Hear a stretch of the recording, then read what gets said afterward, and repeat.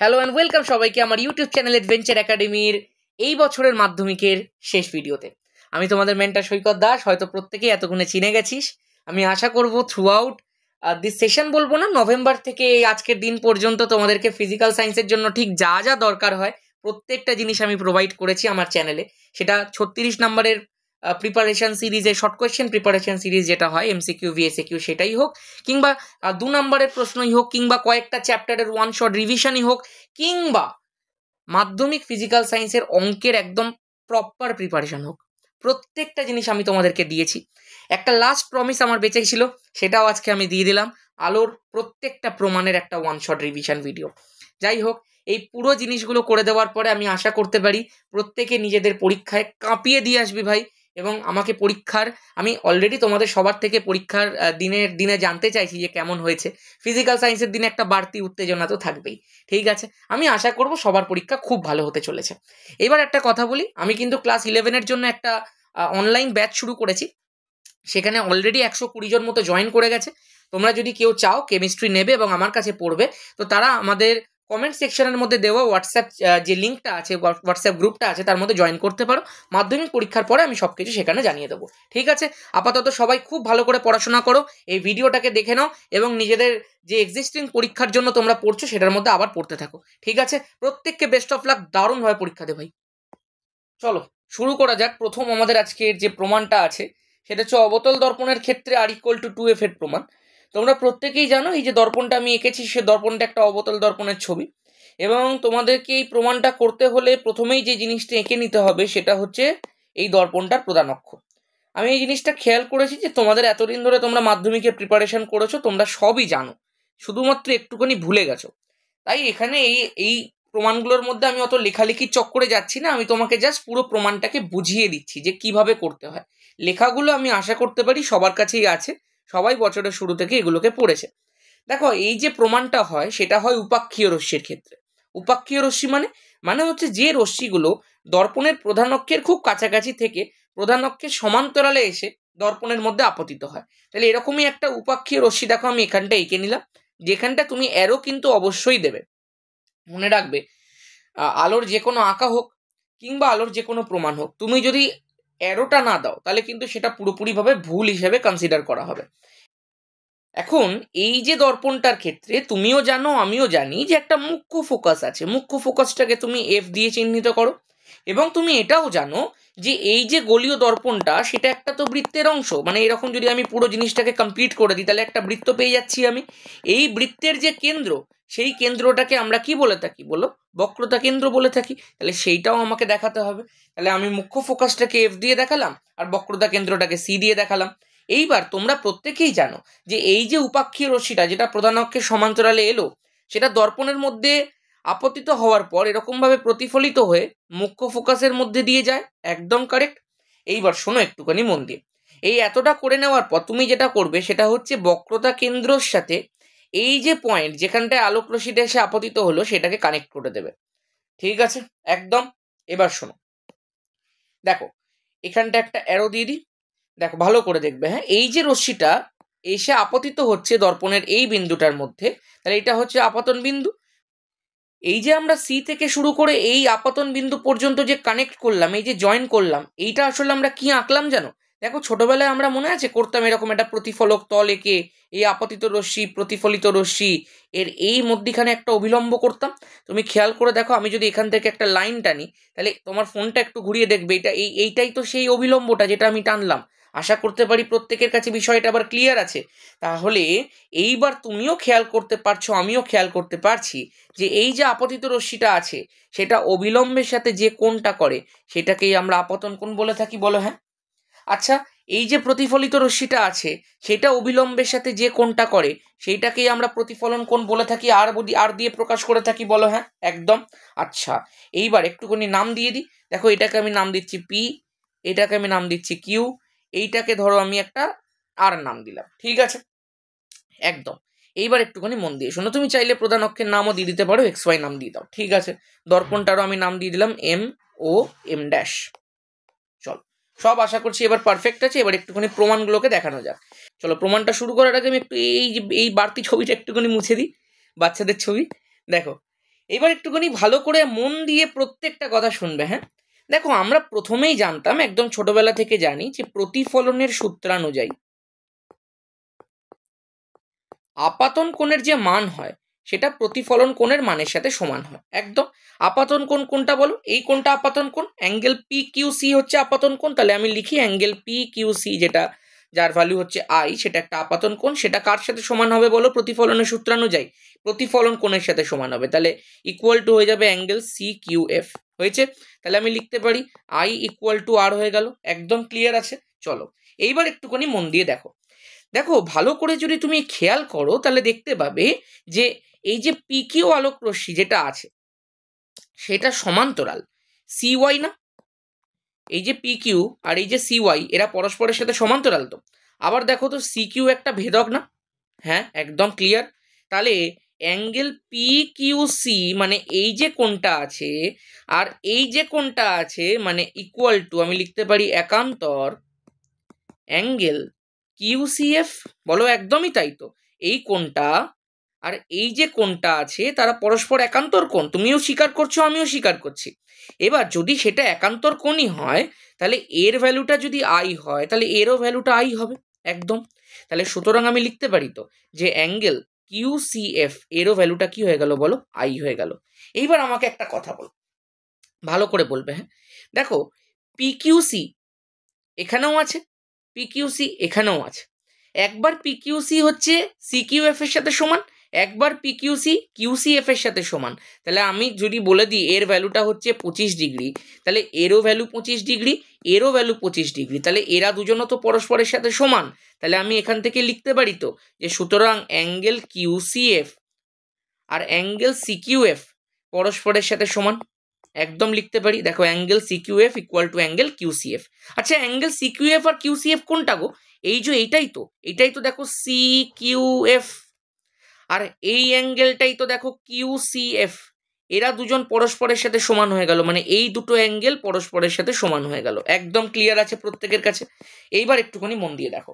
দেখো একটা ত্রিভুজ আমি তোমাকে ড্র করে দেওয়ার চেষ্টা করছি, ত্রিভুজ কিউসিএফ। ভালো করে দেখো তো একটুখানি। এই যে ত্রিভুজটা আছে, এই যে ত্রিভুজটা, সেই ত্রিভুজটা তুমি দেখতে পাচ্ছ দুখানা কোণ সেম হয়ে গেছে। যদি একটা ত্রিভুজের দুখানা কোণ সেম হয়ে যায় তাহলে তার বিপরীত বাহুগুলোও তো সেম হয়ে যায়। তার মানে এই ত্রিভুজটা একটা সমদ্বিবাহু ত্রিভুজ হয়ে যায়। বলো হ্যাঁ। তাহলে এই যে ত্রিভুজের angle C Q F equal to angle QCF লিখতে পারি। একদম লিখতে পারি। যদি এই অ্যাঙ্গেলগুলো সেম করে দিই তাহলে এদের বিপরীত বাহুগুলো এবার সেম লিখে দিই। সুতরাং আমি লিখতে পারি সিএফ ইকুয়াল টু কিউএফ। বলো এই পর্যন্ত প্রত্যেকের কাছে ক্লিয়ার আছে? আশা করব প্রত্যেকটা পয়েন্ট এখনো পর্যন্ত প্রত্যেকে বুঝতে পেরেছে। এইবার আমি একটা খুব বড় কথা বলতে চলেছি যেটার মানে ছেলেমেয়েরা বোঝে না। কি ব্যাপার বলতে চলেছি দেখো আমি এটাকে ছোট করি আগে একটুখানি। আমি বলতে চলেছি এই কথাটা যে ক্ষুদ্র উন্মেষ যুক্ত, প্রত্যেকে কিন্তু এইটার পরে এই জায়গাটা তাকাবে, লিখব ক্ষুদ্র উন্মেষ যুক্ত অবতল দর্পণের ক্ষেত্রে কিউ এবং ও বিন্দু দুটি খুব কাছাকাছি হয়। এই যে কথাটা আছে, এই কথাটা কিন্তু অর্ধেক ছেলে মেয়ে বোঝে না। সেই কারণে আমি একটা ভিডিও করেছি, আমার আঙুলের আর হাতের একটা বলতে পারিস ভিডিও। তো সেই ভিডিওটা এবার প্রত্যেকে দেখ, এই পুরো জিনিসটা বুঝতে পেরে যাবি। দেখ তোরা প্রত্যেকে আমার এই হাতটা দেখতে পাচ্ছিস, ধরে নে আমার এই হাতটা হচ্ছে একটা অবতল দর্পণ। এখন দেখ এই পেছনে আমি একটা অবতল দর্পণের ছবি এঁকে রেখে দিয়েছি। এই যে এই অবতল দর্পণের এখান থেকে শুরু করে এই যে ডিস্টেন্সটা আছে সেটাকেই তো উন্মেষ বলা হয়, তাই না? মানে আমরা যদি একটা ধনুক বানাই তাহলে ধনুকের যে দড়িটা হয় সেটাই তো তার উন্মেষ। এখন বিষয়টা খেয়াল করো, আমি তোমাকে কি বললাম? ক্ষুদ্র উন্মেষযুক্ত অবতল দর্পণের ক্ষেত্রে। আচ্ছা ভাবো তো, এই আমার হাত, উন্মেষ তোমরা প্রত্যেকে কল্পনাই করতে পারছো। ধরো আমি যদি এই উন্মেষটাকে আস্তে আস্তে আস্তে আস্তে কমাতে থাকি, মানে এই যে ডিস্টেন্সটা দুটো প্রান্তের মধ্যে সেইটাকে যদি আমি আস্তে আস্তে কমাতে থাকি, তাহলে দেখো তো একটুখানি এই যে বিন্দু দুটো ছিল তারা পরস্পরের কি হচ্ছে? কাছাকাছি আসছে না?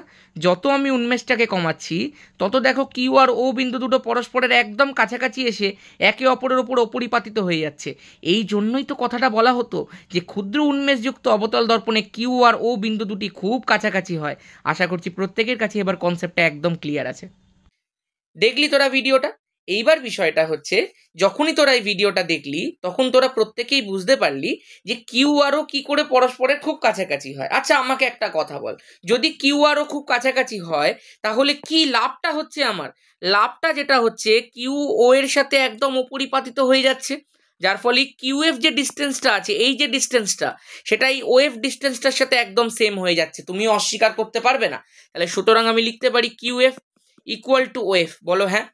আচ্ছা এইবার আমাকে একটা কথা বলো, ভালো করে বলবে, এই যে কিউএফ সেটা সিএফ এর সাথে সেম ছিল, আবার যে কিউএফ আছে সেটা ওএফ এর সাথেও সেম আছে, তাহলে QF equal to of equal to CF আছে। বলো হ্যাঁ। একদম ক্লিয়ার। আচ্ছা আমাকে এবার একটা কথা প্রত্যেকে বলতো, দেখ একটা দর্পণের মধ্যে এই যে মেরু থেকে শুরু করে মুখ্য ফোকাস পর্যন্ত যে ডিস্টেন্সটা আছে, মানে এই যে ডিস্টেন্সটা, এটাকে আমরা কি বলে থাকি? ফোকাস দূরত্ব বলে থাকি, এবং ফোকাস দূরত্বকে আমরা ছোট হাতের এফ দিয়ে প্রকাশ করে থাকি। তাহলে এটাকে ওএফটাকে আমি ছোট হাতের এফ বলে দিলাম। আবার একটা কথা বলতো, দেখ এই মেরু থেকে শুরু করে বক্রতা কেন্দ্র পর্যন্ত যে ডিস্টেন্সটা আছে সেইটাকে আমরা কি বলে থাকি? বক্রতা ব্যাসার্ধ বলে থাকি। তাহলে ওসিটাকে আমরা আর দিয়ে প্রকাশ করে থাকি। এইটুকু তো সবার কাছে ক্লিয়ার, সবাই জানি সেটা। এবার একটুখানি এই জায়গাটা আয়, যে জায়গাটা আমরা প্রমাণটা শেষ করেছি। দেখো QF equal to of equal to CF হয়েছিল, তাহলে এই যে পুরো ডিস্টেন্সটা আছে, মানে এই যে ওসি ডিস্টেন্সটা আছে, সেটাকে আমি কিভাবে লিখতে পারি গো? ওসিটা আমি পরিষ্কার দেখতে পাচ্ছি ওএফ আর এফসির একটা সমষ্টি, একদম। আচ্ছা এই ওএফ এর ভ্যালুটাই তো এফ, আবার এই ওএফটাই তো এফসির সাথে সেম, তার মানে ওএফ এর ভ্যালুটাও যদি এফ হয় তাহলে এফসির ভ্যালুটাও তো এফ হবে। তাহলে এই যে ওসির ভ্যালুটা কত আছে দেখি, ওসির ভ্যালুটাই তো আর আছে, তাহলে ওসির জায়গায় আমি আর বসিয়ে দিই, তাহলেই তো আমি পেয়ে গেলাম আর ইকুয়াল টু টু এফ। আশা করছি প্রত্যেকের কাছে এই বিষয়টা ক্লিয়ার আছে, সবার কাছে এই বিষয়টা ক্লিয়ার আছে। প্রত্যেকে একবার কমেন্ট করে এই মুহূর্তে আমাকে জানাবে যে আর ইকুয়াল টু টু এফ এর যে প্রমাণটা সেটা প্রত্যেকের কাছে ক্লিয়ার আছে কিনা। এই যে Q F equal to O F equal to C F, এই তিনটের ভ্যালুই তো এফ, একদম ডান অ্যান্ড ডাস্টেড প্রত্যেকের কাছে। চলো এইবার পরের যে প্রমাণটা সেটার দিকে একটুখানি নজর দেওয়া যাক। চলো অবতল দর্পণের প্রমাণটা করে নেওয়ার পর আমি আশা করতে পারি উত্তল দর্পণের যে প্রমাণটা সেটাও তোমরা পেরে যাবে। এইবার আমরা যেটা ফোকাস করব সেটা হচ্ছে প্রিজমের ক্ষেত্রে চুটিকোণ বার করার যে সূত্রটা প্রমাণ করতে দেয় সেটা, delta equal to I one plus I two minus A. এখানে ডেল্টাটাই হচ্ছে দেখো তোমার চুটিকোণ। এবার একটু ভালো করে দেখো, এই প্রমাণটা করার জন্য আমি এবিসি একটা প্রিজমের প্রধান ছেদ অঙ্কন করে নিয়েছি। এখন সবার প্রথমে আমি যে জিনিসটা করব সেটা হচ্ছে অবিলম্ব অঙ্কন করব। দেখো আমি দুখানা অবিলম্ব এরকম ভাবে টেনে নিতে পারি। এবার একটুখানি খেয়াল করো আমি কি করব, এবার এই প্রিজমটার মধ্যে দিয়ে একটা আলোক রশ্মির গতিপথ দেখাবো। আমি ধরো এমনি একটা লাইন নিয়ে নিলাম, এবার এখান থেকে একটা আলোক রশ্মির আমি গতিপথ দেখাচ্ছি। এই যে একটা আলোক রশ্মি ধরো প্রিজমের মধ্যে এরকম ভাবে প্রবেশ করার চেষ্টা করছে, আপতিত হলো এই বিন্দুটাতে। আপতিত হওয়ার পর প্রিজমের মধ্যে দিয়ে সে প্রতিষ্ঠিত হবে, এরকম ভাবে প্রতিষ্ঠিত হওয়ার পর এই বিন্দু থেকে আবার সে প্রিজমের বাইরে নির্গত হয়ে যাবে। একদম ক্লিয়ার আছে। এবার একটুখানি খেয়াল করো, এই যে প্রিজমটা যদি না থাকতো তাহলে এই রশ্মিটা এরকম করে সোজা বেরিয়ে যেত। বলো হ্যাঁ। আবার এই যে প্রিজমটা যদি না থাকতো তাহলে বলা হচ্ছে এই যে রশ্মিটা সেটা মনে হচ্ছে যেন এদিক থেকে আসছে, একদম। এই যে দুটো রশ্মির যে সংযোগস্থল, এই যে কোণটা তৈরি হলো সেই কোণটাকেই আমরা চুটিকোণ বা ডেল্টা দিয়ে প্রকাশ করে থাকি। এখন তোমরা প্রত্যেকে জানো যে আপতিত রশ্মি অবিলম্বের সাথে যে কোণটা করে সেই কোণটাকে আমরা বলে থাকি একটা আপতন কোণ, এটাকে আমি আই ওয়ান দিয়ে প্রকাশ করলাম। দেখো এই যে নির্গত রশ্মিটা আছে সেটা অবিলম্বের সাথে যে কোণটা তৈরি করেছে সেটা হচ্ছে নির্গমন কোণ, যেটাকে আমি আই টু দিয়ে প্রকাশ করলাম। এই এটা কিন্তু হচ্ছে দেখো প্রিজম কোণ, সবাই জানো। এইবার খেয়াল করে একটুখানি আমাকে একটা কথা বলবে, দেখো যদি দুটো রশ্মি এরকম করে পরস্পরকে ইন্টারসেক্ট করে তাহলে এই কোণটা আর এই কোণটা পরস্পরের সাথে সেম হয়, এই কোণগুলোকে বলা হয় বিপ্রতীপ কোণ। তুমি এই জায়গাটাতেও তো সিমিলার টাইপ অফ একটা বিষয় খেয়াল করতে পারছো, এই যে আই ওয়ানটা আর এই যে কোণটা এরা তো পরস্পরের সাথে সেম হওয়া উচিত, কিন্তু দেখা যাচ্ছে এই যে নির্গত এই যে প্রতিসৃত রশ্মিটা আছে সেটা অবিলম্বের সাথে আর ওয়ান কোণ করে বসেছে। তাহলে বলো এই পুরো কোণটা আই ওয়ান হলে এই পুরো কোণটা আই ওয়ান হওয়ার কথা ছিল, কিন্তু এইটুকু কোণ আর ওয়ান হয়ে গেছে, তাহলে বাকি যে কোণটা পড়ে আছে সেইটার কি নাম হবে? তুমিও বুঝতে পারছো আমিও বুঝতে পারছি যে বাকি পড়ে থাকা কোণটা আই ওয়ানের মধ্যে থেকে আর ওয়ান কম হবে, তার মানে I one minus R one. বলো হ্যাঁ। একদম ক্লিয়ার। একই রকম ভাবে দেখো এইটা হচ্ছে I2 কোণ, তাহলে এই পুরো কোণটাও I2 হওয়ার কথা, কিন্তু দেখা যাচ্ছে এই রশ্মিটা এই অবিলম্বের সাথে একটা R2 কোণ করে বসেছে। তাহলে এই যে পড়ে থাকা যেটুকু কোণ আছে সেই কোণটার ভ্যালু কত হবে? I2 minus R2। বলো হ্যাঁ, প্রত্যেকের কাছে এবার এই বিষয়টা ক্লিয়ার আছে।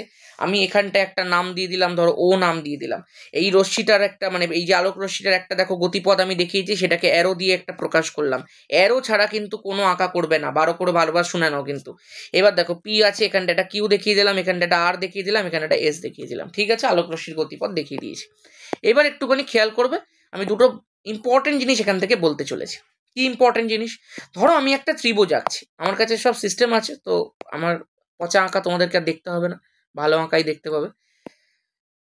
এখান থেকে ধরো আমি একটা লাইন টানলাম, এই যে একটা ত্রিভুজের এই যে বাইরে আমি একটা দেখো বর্ধিতাংশ করলাম, তার ফলে একটা আমি বহিস্থ কোণ পেলাম না? এরকম যে কোণটা, এটাকে তো বহিস্থ কোণ বলা হয়। এই যে বহিস্থ কোণটা, সেটাই বিপরীত অন্তস্থ কোণ দুটোর মানের সমষ্টির সাথে সেম হয়। এই ব্যাপারটা আমি আশা করছি প্রত্যেকেই জানো। তাহলে একই রকম ভাবে তুমি এইখানটাতেও তো একটা ত্রিভুজ দেখতে পাচ্ছ। বলো হ্যাঁ, আমি দেখতে পাচ্ছি তো, একদমই দেখতে পাচ্ছি। আচ্ছা, এই যে ত্রিভুজটা থেকেও তো দেখো এরকম একটা বর্ধিতাংশ বাইরের দিকে বার করা, আর এই বর্ধিতাংশের মধ্যে একটা কোণ ডেল্টা সৃষ্টি হয়েছে। তাহলে এইটাই তো হচ্ছে এই ত্রিভুজটার বহিস্থ কোণ। কোন ত্রিভুজ? ধরো আমি এখানে নাম দিলাম এক্স, তাহলে এক্স কিউ আর ত্রিভুজের একটা বহিস্থ কোণই তো দেখো ডেল্টা। একদম। তাহলে সেইটা এই বিপরীত দুটো অন্তস্থ কোণের মানের সমষ্টির সাথে সমান হবে কি হবে না? বলো হবে। একদম ক্লিয়ার।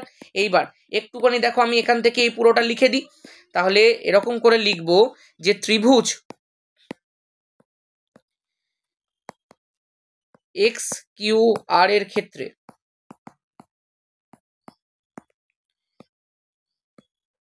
বহিস্থ কোণ ডেল্টা। সুতরাং ডেল্টার যে ভ্যালুটা হবে সেটা I1 minus R1 plus I2 minus R2। আমি যদি একটুখানি রিঅ্যারেঞ্জ করি, দেখো I1 মাইনাস R1 করা যায়, প্লাস ব্র্যাকেট তুলে দাও, I2 মাইনাস R2 করা যায়। দেখো I1 আর I2 গুলোকে কাছাকাছি আনো, তাহলে I1 plus I2, minus common নিয়ে নাও, তাহলে R1 প্লাস R2। বলো হ্যাঁ, এই পর্যন্ত সবার কাছে ক্লিয়ার আছে? একদম ক্লিয়ার আছে। এইটাকে তুমি 1 নম্বর সমীকরণ দিয়ে রেখে দাও। ঠিক আছে, এইবার একটুখানি খেয়াল করো। দেখো সেকেন্ড আমি যে জিনিসটা করছি সেটা হচ্ছে এ কিউ ও আর, এই যে চতুর্ভুজটাকে তুমি খেয়াল করতে পারছো? প্রত্যেকে এই আমি পেন দিয়ে দিয়ে দেখাচ্ছি জিনিসটা, এই চতুর্ভুজটাকে প্রত্যেকে খেয়াল করতে পারছো? একদম খেয়াল করতে পেরেছো। আমি একটুখানি বড় করে বোল্ড লাইন দিয়ে তোমাদের দেখিয়ে দিই। এই যে চতুর্ভুজটা আছে সেইটাকে প্রত্যেকে দেখতে পেয়েছো। দেখো এই চতুর্ভুজটার কিউ বিন্দুতে আর আর বিন্দুতে আমি দুখানা অবিলম্ব টেনেছি, তার মানে কিউ আর আর এই যে দুটো অ্যাঙ্গেল তারা 90 ডিগ্রি হয়ে গেছে। একদম। আচ্ছা, চতুর্ভুজের চারটে কোণের সমষ্টি কত হয় ভাই? চতুর্ভুজের চারটে কোণের সমষ্টি হয় 360 ডিগ্রি। বলো হ্যাঁ। তাহলে আমি এখানটায় লিখতে পারি তো? দেখো ছোট করে নি, দেখো লিখছি এরকম করে, চতুর্ভুজ, একটু বেশি ছোট হয়ে গেছে রে। চতুর্ভুজ কি? চতুর্ভুজ এ কিউ ও আর এর ক্ষেত্রে প্রত্যেকে কিন্তু ভাষাগুলোকে লিখে নেবে। আমি কিন্তু অত ভাষা দিয়ে লিখতে গেলে আর ভিডিও প্রচুর লম্বা হয়ে যাবে, ওই জন্য কিন্তু আমি ডিরেক্ট প্রমাণগুলোকে করে দিচ্ছি। চতুর্ভুজ এ কিউ আর এর ক্ষেত্রে আমি কি লিখতে পারি?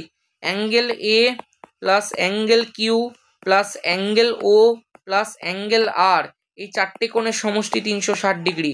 বলো এই যে দুখানা কোণ আছে angle Q R angle R, এই দুটোর ভ্যালু তো 90 ডিগ্রি। সুতরাং অ্যাঙ্গেল এ প্লাস অ্যাঙ্গেল ও এদের যে সমষ্টিটা সেটা কত হচ্ছে? 360 ডিগ্রি মাইনাস, দেখো 90 প্লাস 90 করলে 180 হয়, তাহলে বিয়োগ করে দাও 180। তাহলে এই দুটো কোণের সমষ্টি কত হয়ে গেল? 180 ডিগ্রি। একদম ক্লিয়ার আছে? এই পর্যন্ত বুঝতে পেরেছো? আচ্ছা, এইবার একটুখানি খেয়াল করো। এইটার পরে আমরা যে জায়গাটার মধ্যে আসছি সেটা হচ্ছে এইদিকে। দেখো খেয়াল করো, এই যে ত্রিভুজটা দেখতে পাচ্ছ, এইটা এইটা আর এইটা, এই যে তিনখানা বাহু নিয়ে মানে কিউ আর আর ও ত্রিভুজ। ঠিক আছে, তাহলে ত্রিভুজ কিউ আর ও এর ক্ষেত্রে আমরা লিখতে পারি R1 plus angle O plus R2 equal to কত? 180 ডিগ্রি। তাহলে সেখান থেকে আমরা লিখতে পারি না angle O equal to 180 degree minus R1 plus R2। একদম ক্লিয়ার আছে? এই পর্যন্ত প্রত্যেকের কাছে ক্লিয়ার? এইবার একটুখানি খেয়াল করো তো বিষয়টা। দেখো এই যে 2 নম্বর সমীকরণ যেটা আমি এখানটায় করেছি, তার মধ্যে তো অ্যাঙ্গেল ও আছে। অ্যাঙ্গেল ও এর তো আমি একটা ভ্যালু পেলাম, তুলে 2 নম্বর সমীকরণের মধ্যে বসিয়ে দাও। তাহলে তুমি পরের একটা পেজ নিয়ে আমি এবং লিখি 2 নং সমীকরণ থেকে পাই। আমি আশা করবো এবার প্রত্যেকের কাছে ক্লিয়ার আছে পুরো বিষয়টা। কি লিখবো দেখো তো, 2 নম্বর সমীকরণের মধ্যে কি আছে? Angle A plus angle O equal to 180 degree আছে। তাহলে আমি লিখি angle A plus angle O equal to 180 degree. এখন অ্যাঙ্গেল ও এর যে ভ্যালু আছে সেটা কত বলো? অ্যাঙ্গেল ও মানে হচ্ছে 180 degree minus R1 plus R2। তাহলে বসিয়ে দাও। দেখো 180 ডিগ্রি লিখি, 180 ডিগ্রি মাইনাস কি আছে? R1 প্লাস R2 লিখি, R1 প্লাস R2। কার জায়গায় বসালাম? পুরোটাই অ্যাঙ্গেল ও এর জায়গাতে বসিয়ে দিলাম। ইকুয়াল টু কি আছে বলো? 180 ডিগ্রি। দেখো খেয়াল করে 180 ডিগ্রি 180 ডিগ্রি কেটে যাবে, তাহলে অ্যাঙ্গেল এর আমি এখান থেকে একটা ভ্যালু পেয়ে যাবো। সেটা কত? R1 plus R2। এই পর্যন্ত প্রত্যেকের কাছে ক্লিয়ার? দেখো এটা মাইনাস সাইন ছিল, এটা সমান চিহ্নের এদিকে গেলে প্লাস সাইন হয়, R1 প্লাস R2 চলে এলো। এইবার একটুখানি খেয়াল করো অ্যাঙ্গেল এ আমরা কোথায় পাবো? দেখো তো একটুখানি 1 নম্বর সমীকরণটাতে R1 প্লাস R2 লেখা আছে না? তাহলে তুমি লেখো এবার 1 নম্বর সমীকরণ থেকে পাই।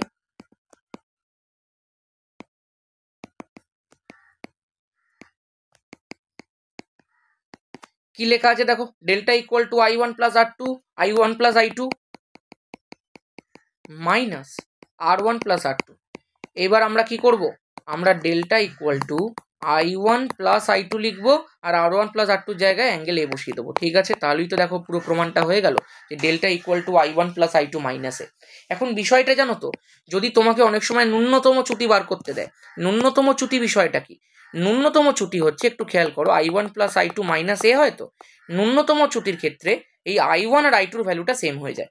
তুমি কি করবে? I1 ইকুয়াল টু I2 কে একটা I ধরে নাও। ঠিক আছে, তাহলে ডেল্টার ভ্যালুটা কি হয়ে গেল বলো? I প্লাস I মাইনাস এ হয়ে গেল, তাহলে 2I মাইনাস এ হয়ে গেল। এটাই কিন্তু হচ্ছে দেখো ডেল্টা মিনিমামের ফর্মুলা। ঠিক আছে, একদম ক্লিয়ার আছে? 2I মাইনাস এ আর normal delta equal to I1 plus I2 minus A. চলো তাহলে আমি আশা করতে পারি এই প্রিজমের প্রমাণ আর ইকুয়াল টু 2F এর প্রমাণ একদম ক্লিয়ার আছে প্রত্যেকে। শুধু ভাষা লিখবে আর কাজ শেষ। এইবার একটুখানি দেখি আমরা পরের যে প্রমাণটা করার আছে সেটা কি আছে বলো। এই প্রমাণটা কিন্তু একটুখানি ইম্পর্টেন্ট প্রমাণ। কেন? এই প্রমাণটা অনেক ধরনের ভাষায় দিতে পারে। দেখাও যে আয়তকার স্ল্যাবে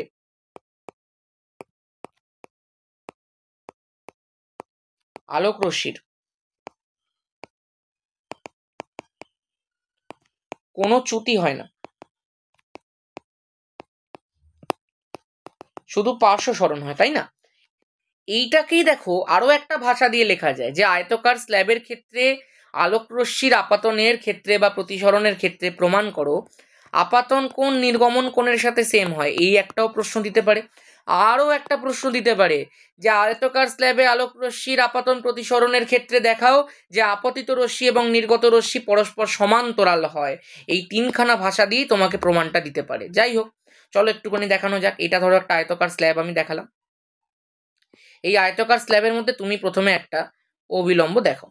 এই হচ্ছে একটা অবিলম্ব। ঠিক আছে, এই যে অবিলম্বটা তুমি দেখালে একটু বাঁকা অবিলম্ব হয়ে গেছে, এই সোজা অবিলম্ব করে দিলাম।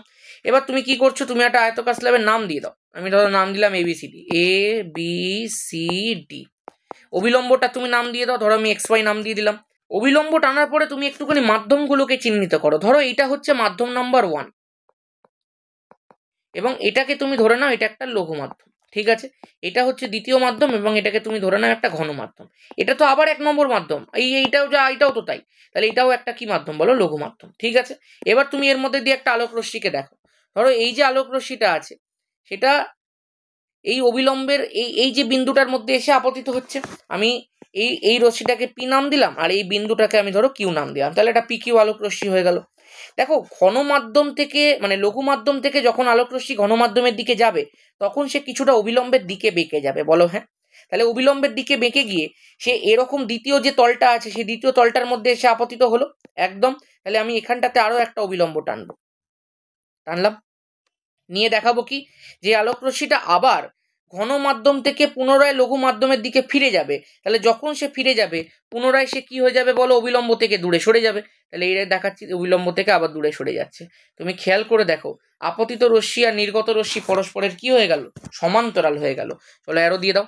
তাহলে এই হচ্ছে একটা আপতিত রশ্মি, এই আপতিত রশ্মিটা কিউ বিন্দুতে আপতনের পর এই কিউ আর পথে স্ল্যাবের মধ্যে দিয়ে প্রতিষ্ঠিত হলো এবং আর বিন্দুর মধ্যে যখন সে আপতিত হচ্ছে তখন সে আবার আর এস পথে স্ল্যাব থেকে নির্গত হয়ে গেল। ঠিক আছে, তাহলে এখানটায় মেনলি কিন্তু দুখানা তল আছে, একটা হচ্ছে এবি তল আর একটা হচ্ছে ডিসি তল। দেখানো হচ্ছে যে এই যে পিকিউআরএস আলোকরশ্মিটা আছে সেটা প্রথমে পিকিউ আলোকরশ্মি রূপে এই এবি তলের কিউ বিন্দুর মধ্যে আপতিত হচ্ছে। তাহলে এই একটা কোণ যেটা হবে সেটা আপতন কোণ হবে I1, বলো হ্যাঁ। দেখো এই যে রশ্মিটা, এই পিকিউ আলোক রশ্মিটা এবি তলের মধ্যে আপতিত হওয়ার পর কিউআর পথে এই স্ল্যাবের মধ্যে প্রতিষ্ঠিত হলো, তাহলে এই যে কোণটা অবিলম্বের সাথে সেটা হচ্ছে একটা প্রতিসরণ কোণ, বলো এটাকে আমি R1 ধরতে পারি একদম। আবার দেখো এই কিউআর রশ্মিটা দ্বিতীয় তলের মধ্যে আর বিন্দুতে আপতিত হলো, তাহলে এই যে কোণটা সেটাকে আমি আরও একটা আপতন কোণ ধরতে পারি, আমি ধরে নিই এটা হচ্ছে R2। আবার আমি দেখতে পারি যে এই যে রশ্মিটা, এই যে কিউআর রশ্মিটা এই দ্বিতীয় তল থেকে আর এস পথে স্ল্যাবের বাইরে নির্গত হলো, তাহলে এই যে একটা নির্গমন কোণ সেটাকে আমি I2 ধরতে পারি, বলো হ্যাঁ। তাহলে আমি দেখো চারখানা কোণ এখানে ধরলাম, I1 I1 তারপরে R1 তারপরে R2 তারপরে I2। আমি এখানটা আরও একটা নাম দিয়ে দিই, ধরো M দিয়ে দিলাম, একটা N দিয়ে দিলাম। ঠিক আছে, একদম ক্লিয়ার, পুরো আঁকাটা কমপ্লিট, প্রত্যেকের কাছে একদম ক্রিস্টাল ক্লিয়ার আছে এই আঁকাটা। এবার চলো একটু প্রমাণটা করা যাক। এটা আঁকাটাকে একটু সাইড করি, এবার একটু প্রমাণটার দিকে ফোকাস করি, ভালো করে শুনবে হ্যাঁ, প্রমাণটা একটু খুব ইম্পর্টেন্ট একটা প্রমাণ। আমি প্রথমে ধরে নিই এবি তলের ক্ষেত্রে, পুরো লেখাটা লিখে নেবে তারপরে প্রমাণটা করবে, লেখা টেখা সব আছে, প্রমাণও তোদের কাছে আছে, তোরা সব ভুলে গেছিস, একবার মনে করে নে দেখবি সব পারবি। দেখো এবি তলের ক্ষেত্রে আমি কি বলতে পারি, আমি বলতে পারি আপাতন কোণের মানটা হচ্ছে I1 আর প্রতিসরণ কোণের মানটা হচ্ছে R1। আলোক রশ্মিটা মাধ্যম নাম্বার 1 থেকে মাধ্যম নাম্বার 2 এর দিকে যাচ্ছে, তাহলে আমি কি লিখবো দেখো, 1 নম্বর মাধ্যম থেকে 2 নম্বর মাধ্যমের দিকে যায়, তাহলে 1μ2 লেখা যায় একদম। এবার তুমি জানো প্রতিসরাঙ্কের যে ভ্যালু হয় সেটা কি হয়, আপাতন কোণের সাইন মানে সাইন I1 ডিভাইডেড বাই প্রতিসরণ কোণের সাইন তার মানে সাইন R1। একদম ক্লিয়ার আছে এই পর্যন্ত প্রত্যেকের কাছে। তাহলে তোমরা প্রত্যেকে জানো যে মিউ এই যে 1 থেকে 2 যেটা হচ্ছে সেটাকে আমরা লিখতে পারি তো μ2 বাই μ1, একদম সেটাকে লেখা যায় sign I1 by sine R1। একদম ক্লিয়ার আছে প্রত্যেকে, বলো এই পর্যন্ত ক্লিয়ার, একদম ক্লিয়ার। আবার ডিসি তলের ক্ষেত্রে কি লিখতে পারি দেখো, ডিসি তলের মধ্যে আপতন কোণ কোনটা, এই R2 কোণটাই তো আপতন কোণ, কারণ এই কিউআর রশ্মিটা ডিসি তলের আর বিন্দুর মধ্যে এসে আপতিত হয়েছে। তাহলে আমি লিখতে পারি, আচ্ছা বলো তো 2 থেকে 1 দিকে যাচ্ছে ডিসি তলের ক্ষেত্রে, তাহলে 2 সেখান থেকে 1। বলো আপতন কোণের সাইন, আপতন কোণ কোনটা এখানে R2, তোমরা হয়তো ভাবতে পারো R2 দিয়ে আপতন কোণ, একদমই দেখানো যায়, কোনো ব্যাপার না।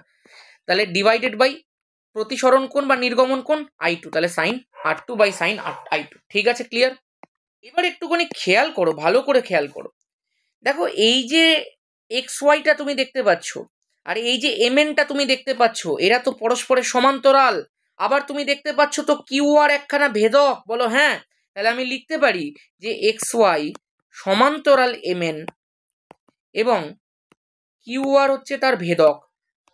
সুতরাং এই যে কোণটা আছে আর এই যে কোণটা আছে মানে R1 আর R2 এরা পরস্পরের সাথে একটা একান্তর কোণ তৈরি করেছে। দেখো খেয়াল করো, দেখছো একটা জেড টাইপের আকৃতি তৈরি হয়েছে, তার মানে তো এটা একটা একান্তর কোণ। তার মানে আমি লিখতে পারি R1 ইকুয়াল টু R2, বলো একদম হ্যাঁ, একদম ক্লিয়ার, প্রত্যেকের কাছে ক্লিয়ার। তাহলে আমি এই জায়গাটাতে যে R2টা লিখেছি সেই জায়গায় আমি R1 লিখতেই পারি। দেখো যদি R1 ইকুয়াল টু R2 হয় তাহলে এই যে সমীকরণটা আছে সেটাকে আমি কিরকম করে লিখতে পারি একটুখানি খেয়াল করে দেখো প্রত্যেকে। দেখো মিউ এই যে 2 থেকে 1 আছে এটাকে কিরকম করে লেখা যায় বলো, μ1 বাই μ2 লেখা যায়, বলো হ্যাঁ। ইকুয়াল টু এই R2 জায়গার মধ্যে আমি কি করছি বলো, R1 বসিয়ে দিচ্ছি, তাহলে sign R1 divided by sine I2। এই যেটা হয়ে গেল সেটা হয়ে গেল আমার 2 নম্বর সমীকরণ। আশা করছি প্রত্যেকের কাছে বিষয়টা ক্লিয়ার আছে। তাহলে আমি এখান থেকে দেখো ফাইনালি দুখানা সমীকরণ পেয়ে গেলাম, একখানা সমীকরণ হচ্ছে এইটা, আরেকখানা সমীকরণ হচ্ছে এইটা। এই দুটো সমীকরণকে আমি সিম্পলি গুণ করলেই আমার অ্যান্সার হয়ে যাবে। দেখো তো কিভাবে, আমি একটা লাইন টানি, নিয়ে আমি এই সাইডটাতে করছি। 1 ও 2 থেকে পাই,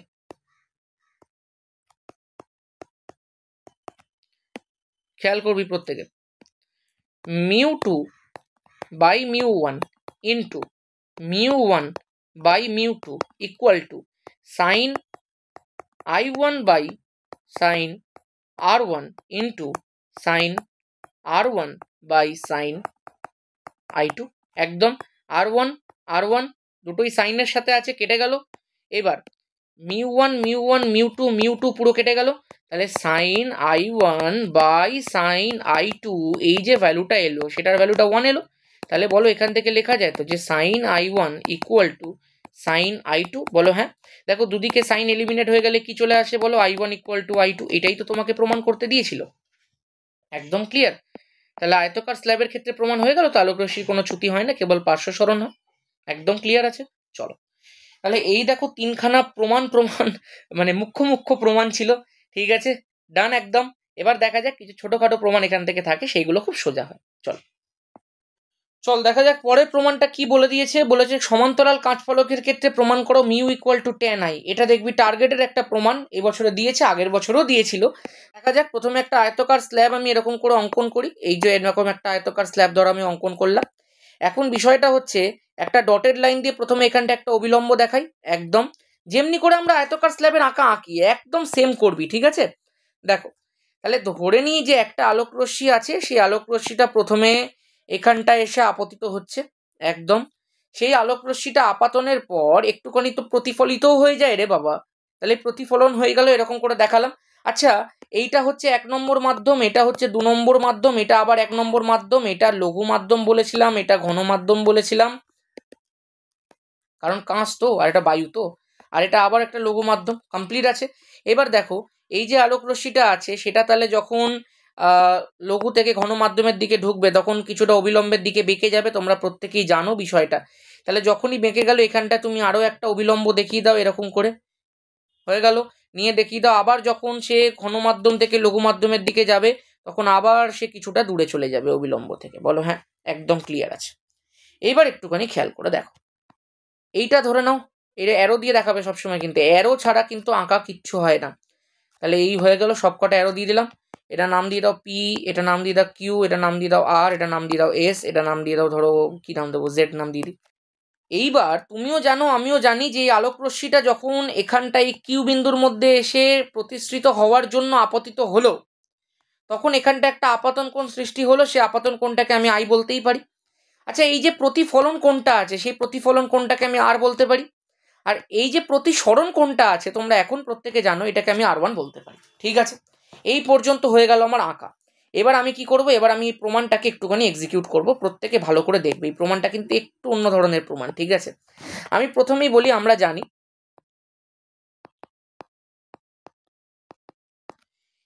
এই যে ধরো আমি আয়তকার স্ল্যাবটার নাম দিই ABCD, বলো এই যে এডি তলের মধ্যে, এই যে এডি তল যেটা আছে তার কিউ বিন্দুর মধ্যে যখন একটা আলোক রশ্মি পি কিউ আলোক রশ্মি যখন আপতিত হচ্ছে তখন এই ব্যাপারটা দেখো আমরা প্রত্যেকেই বলতে পারি যে মিউ ইকুয়াল টু মানে প্রতিসরাঙ্ক ইকুয়াল টু আপাতন কোণের সাইন বাই প্রতিসরণ কোণের সাইন। প্রতিসরণ কোণটা কি আছে, R1 আছে, আপাতন কোণটা কি আছে, I আছে। একদম ক্লিয়ার আছে।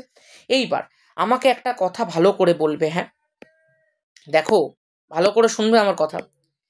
এই যে অভিলম্বটা আছে এই গোটা অ্যাঙ্গেলটা কত, গোটা অ্যাঙ্গেলটা হচ্ছে 180 ডিগ্রি। বলো প্রত্যেকে কি এই ব্যাপারটার সাথে সহমত? একদম সহমত। দেখো তোমার জানা উচিত যে কোনো একটা প্রতিফলিত রশ্মি এবং একটা প্রতিসৃত রশ্মি পরস্পরের সাথে 90 ডিগ্রি কোণ উৎপন্ন করে, মানে এই যে অ্যাঙ্গেলটা হয় সেই অ্যাঙ্গেলটা নিয়ার ইকুয়াল টু 90 ডিগ্রি হয়। আঁকাটা দেখে একটুখানি কেমনটা লাগছে, বাট স্টিল আমি তোমাকে বলছি একটুখানি বিষয়টা বুঝে নাও যে অ্যাঙ্গেলটা 90 ডিগ্রি হয়, ঠিক আছে। আচ্ছা আমাকে একটা কথা বলো, যদি এই অ্যাঙ্গেলটা 90 ডিগ্রি হয় তাহলে আমি কি এই জিনিসটা লিখতে পারি? ভালো করে দেখবে হ্যাঁ আমার কথা। এই গোটা অ্যাঙ্গেলটা 180, তাহলে অ্যাঙ্গেল আর প্লাস 90 ডিগ্রি প্লাস এই যে এইটুকু অ্যাঙ্গেল মানে R1, এই তিনটের ভ্যালুই তো যোগ করে 180 ডিগ্রি হচ্ছে। একদম ক্লিয়ার। এই যে অ্যাঙ্গেল আর এই যে পুরো অ্যাঙ্গেল 90 ডিগ্রি, আর এই যে এইটুকু অ্যাঙ্গেল R1, এই তিনটে কোণকে যোগ করেই তো অ্যাঙ্গেলটা 180 ডিগ্রি হয়। বলো প্রত্যেকের কাছে ক্লিয়ার? দেখ তাহলে এখান থেকে যে জিনিসটা লেখা যায় সেটা হচ্ছে R প্লাস R1, এই যে ভ্যালুটা সেটা হয় 90 ডিগ্রি। এই 90 ডিগ্রি এদিকে গিয়ে বিয়োগ হয়ে গেল। তাহলে এখান থেকে আমি যে জিনিসটা লিখতে পারি সেটা হচ্ছে R1 equal to 90 degree minus R। এটা কিন্তু খুব মডার্ন একটা প্রমাণ, তার কারণ এখানে পুরোক্ষণের ত্রিকোণমিতিক অনুপাত, তোমাদের 24 নম্বর অধ্যায় ত্রিকোণমিতি, সেটার একটা ধারণা লাগছে। দেখো মিউ ইকুয়াল টু আমরা কি লিখতে পারি? আমরা লিখতে পারি sine I divided by sine R1 এর জায়গার মধ্যে কি লিখবো বলো? 90 ডিগ্রি মাইনাস R, বলো হ্যাঁ। তাহলে দেখো আমরা তো জানি sine 90 degree minus theta equal to হয় কস থিটা। তাহলে থিটার ভ্যালু কত বলো? R। তাহলে এখানটা আমি লিখতে পারি তো কস R, বলো একদম ক্লিয়ার। এইবার আমাকে একটা কথা বলো, এবার একটুখানি প্রতিফলনের কনসেপ্ট লাগবে। দেখো প্রতিফলন যখন হয় তখন প্রতিফলিত কোণ বা প্রতিফলন কোণ আর আপতন কোণের ভ্যালুটা কি হয়? সেম হয়। তাহলে প্রতিফলনের জন্য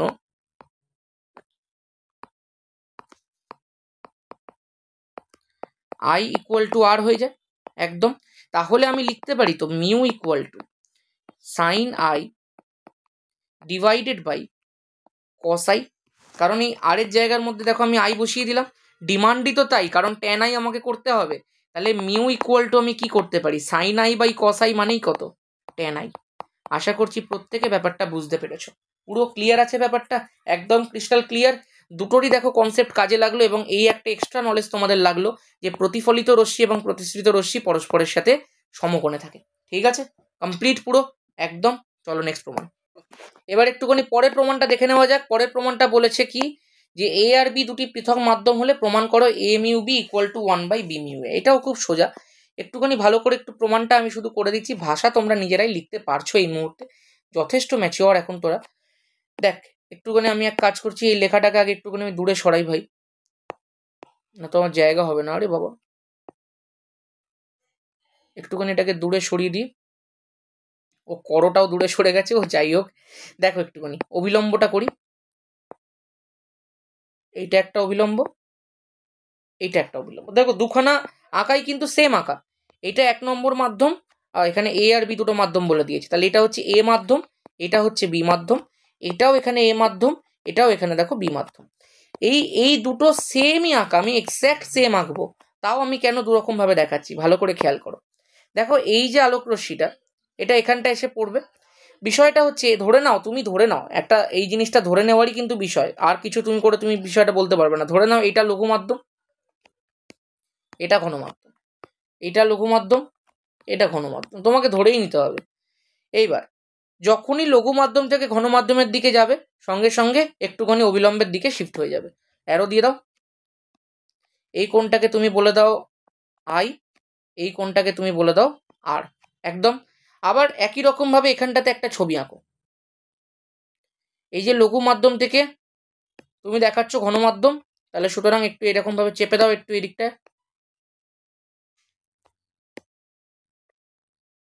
কিন্তু এখানটাতে একটা স্লাইট পার্থক্য আছে। পার্থক্যটা কি? এখানটায় তুমি দেখাবে আলোক রশ্মিটা এই ঘন মাধ্যম থেকে লঘু মাধ্যমের দিকে যাচ্ছে, মানে অ্যারোটা সিম্পল একটুখানি উল্টে দেবে। এখানে বি মাধ্যম থেকে এ মাধ্যমের দিকে যাচ্ছে, তুমি এইটা দেখাবে। আর এখানটায় তুমি দেখাবে এ থেকে বি এর দিকে আসছে। ব্যাপারটা ক্লিয়ার? তাহলে দুটো জায়গায় দেখো আমি দুরকম অ্যারো দিয়েছি। বাকি সব এখানটা তো আমি সেম দেবো। এখানটা তো আমি ধরে নিই এটা আর দিলাম, এখানটাতে আমি আই দিলাম।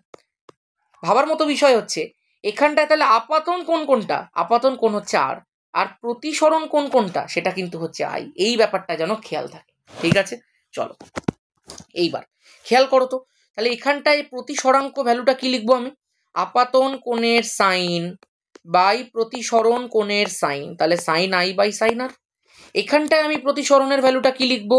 লিখবো আপাতন কোণের সাইন, আপাতন কোণ কোনটা? আর ডিভাইডেড বাই প্রতিসরণ কোণের সাইন, কি বলো? আই। এবার খেয়াল করো, এখানে আলোক রশ্মিটা এ থেকে বি এর দিকে যাচ্ছিল, তাহলে মিউ এ থেকে বি লিখলাম। এখানে আলোক রশ্মিটা বি থেকে এর দিকে যাচ্ছিল, তাহলে বি থেকে এ লিখলাম। বলো ক্লিয়ার আছে? এইটুকু একদম ক্লিয়ার আছে। আমি কি করছি, এটাকে 1 নম্বর সমীকরণ ধরছি, এটাকে 2 নম্বর সমীকরণ দিচ্ছি। আমি কি করছি, 1 আর 2 নম্বর সমীকরণকে গুণ করে দিচ্ছি, 1 গুণ 2 করে পাই। তাহলে A mu B into B mu A equal to কি দাঁড়াচ্ছে দেখো? Sine I by sine R into sine R by sine I.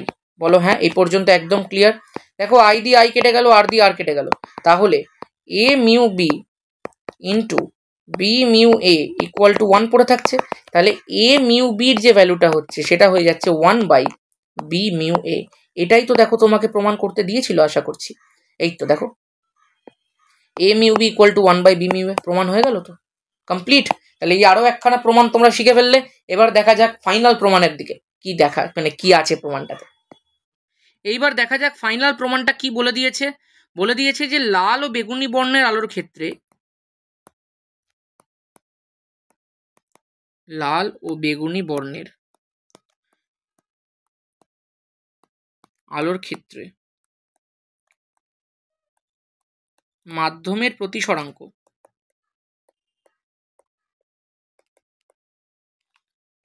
Mu R ও মিউ ভি হলে দেখাও যে mu V is greater than mu R. তুমি এই প্রমাণগুলোকে করে যাও, যদি মাধ্যমিকে প্রমাণ দেওয়ার পরিকল্পনা থাকে তাহলে এই প্রমাণগুলোর ভেতরেই তোমাকে প্রমাণ দেওয়া হবে, ঠিক আছে? চলো দেখা যাক। এইটা দেখো একটা আন্ডারস্ট্যান্ডিং এর প্রমাণ। এটা ওরকম করে তেমন ওই যেমনি আগেরগুলো যেমনি একটা প্রমাণ ব্যাপার ছিল, এটার মধ্যে সেই ব্যাপারটা থাকবে না। এটা একটা কনসেপচুয়াল প্রশ্ন তুমি বলতে পারো। দেখো আমরা প্রত্যেকেই জানি দুখানা ফর্মুলা হয়, একটা হচ্ছে mu equal to C by V হয়, একটা হচ্ছে V equal to N lambda হয়। যারা যারা আমার এখনো পর্যন্ত যারা আমার অঙ্কের ভিডিওগুলো দেখিসনি তারা অবশ্যই কিন্তু দেখে নে। অঙ্কের ভিডিও মানে হচ্ছে সবকটা 2 মার্কসের ভিডিও, তার মধ্যে অঙ্ক করানো আছে, আর অঙ্কের জন্য দুখানা সেপারেট ভিডিও আমি দিয়েছি। ম্যাথামেটিক্স একদম ক্লিয়ার হয়ে যাবে, ফিজিক্যাল সায়েন্সের একটা অঙ্ক বাদ যাবে না, তুই এমন এমন অঙ্ক থাকবে না যেটি পারবি না, সব পেরে যাবি, ঠিক আছে? আর একটা কথা বলি, আমার 11-এর ব্যাচ কিন্তু আমি অলরেডি অ্যানাউন্স করে দিয়েছি। অলরেডি 120 জনেরও বেশি জয়েন করে গেছে। যারা যারা জয়েন করতে চাস তারা কিন্তু অবশ্যই আমাকে এই কমেন্ট সেকশনের মধ্যে আমি একদম পিন কমেন্টে একখানা হোয়াটসঅ্যাপ গ্রুপের দিয়ে দেবো, একটা লিঙ্ক দিয়ে দেবো। ওই হোয়াটসঅ্যাপ গ্রুপের মধ্যে জয়েন করে যাস। মাধ্যমিকের পরে আমি সেখানে সমস্ত ডিটেলসগুলো বলে দেবো, একটা ভিডিও করব ইউটিউবে সেপারেট সেটা নিয়ে, তো তখন সব কিছু জেনে যাবি। মার্চ মাসের শেষ থেকে ক্লাস শুরু করে দেবো। চলো যেটা বলছি একটুখানি দেখো, এটা কি বলে দিয়েছে এবার দেখো। আমরা জানি যদি আমরা লাল আলোর ক্ষেত্রে প্রতিসরাঙ্ক লিখতে চাই মিউ আর, সেটাকে কি লেখা যায় বলো? সি। দেখো সি তো সি লিখতে হবে, শূন্য মাধ্যমে আলোর বেগ, ডিভাইডেড বাই কি লিখতে হবে? ভি আর, মানে লাল বর্ণের জন্য সেই রশ্মিটা যেটা আছে তার যে বেগটা। ওকে, এবার দেখো আমরা তো জানি ভি এর ভ্যালুটা হয় এন ল্যামডা, তাহলে আমি সি বাই ভি এর জায়গার মধ্যে লিখতে পারি এন ইন্টু ল্যামডা আর। বলো হ্যাঁ।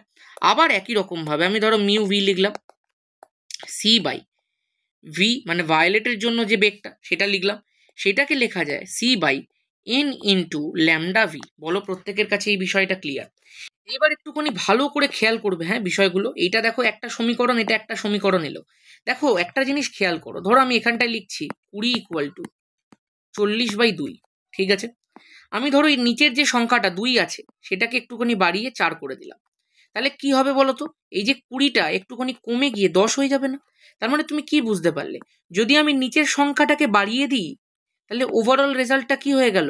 কমে গেল। বলো হ্যাঁ। ঠিক একই রকম ভাবে এখানটায় খেয়াল করো, এখানটায় নিচে কি আছে দেখো? ল্যামডা আর আছে, এখানটাতে ল্যামডা ভি আছে। বলো কার তরঙ্গ দৈর্ঘ্য বেশি? লালের তরঙ্গ দৈর্ঘ্য বেশি না ভায়োলেটের তরঙ্গ দৈর্ঘ্য বেশি? অবভিয়াসলি অ্যাট এনি টাইম আর এর যে তরঙ্গ দৈর্ঘ্য আছে সেটা ভায়োলেটের তরঙ্গ দৈর্ঘ্যের থেকে অনেকটা বেশি। তাহলে যেহেতু lambda R is greater than lambda V হয়, তাহলে তুমি বলো যেটা নিচে বেশি তার ভ্যালুটা কম। বলো একদম ক্লিয়ার? আর যেটার ভ্যালুটা কম তার ওভারঅল রেজাল্টটা কি? বেশি। একদম। তাহলে যেহেতু ল্যামডা আর বেশি ওই জন্য আমি লিখলাম মিউ আর কম, যেহেতু ল্যামডা ভিটা কম সেই কারণে আমি লিখলাম মিউ ভিটা বেশি। একদম ক্লিয়ার? এটা কনসেপচুয়াল প্রশ্ন ছিল, ডান হয়ে গেছে। প্রত্যেকে ভালো করে মাধ্যমিক পরীক্ষাটা দিও, একদম কাঁপিয়ে রেখে দিস ভাই। আমার অনেক অনেক শুভকামনা থাকলো। পরীক্ষার পরে দেখা হবে। অনেক অনেক ইনফরমেশন তোমাদেরকে দেওয়া আছে সায়েন্স আর্টস কমার্সের ব্যাপারে, সব কিছুই বলবো, কোনো চাপ নেই। যে ব্যাচটা শুরু হয়েছে সেখানে জয়েন করতে পারিস, একদম ধামাকেদারভাবে 11 শিখিয়ে দেবো। কোনো সমস্যা হবে না, এটুকু বলতে পারি। একটা স্মার্ট বোর্ড অ্যারেঞ্জমেন্ট করব, যদি বেশি সংখ্যক স্টুডেন্ট হয়ে যায় তখনই এটা করা পসিবল, বিকজ একটা স্মার্ট বোর্ডের যে মিনিমাম দাম হয় সেটা 1.5 লক্ষ টাকারও বেশি হয় কখনো কখনো। ঠিক আছে, চলো এইবার একটুখানি দেখা যাক তোমাদের পরীক্ষা কেমন হয়। সবার মেসেজের অপেক্ষায় থাকবো, কার কি কেমন পরীক্ষা হচ্ছে সব আমি খেয়াল রাখছি, নজর রাখছি। প্রত্যেক দিনই আমার গ্রুপের মধ্যে আমি ইনফর্ম করছি সবাইকে, যে মানে সবার থেকে জানতে চাইছি কেমন পরীক্ষা হয়েছে না হয়েছে। সো প্রত্যেকের জন্য অনেক অনেক শুভকামনা। আরও একবার দেখা হচ্ছে মাধ্যমিকের পর।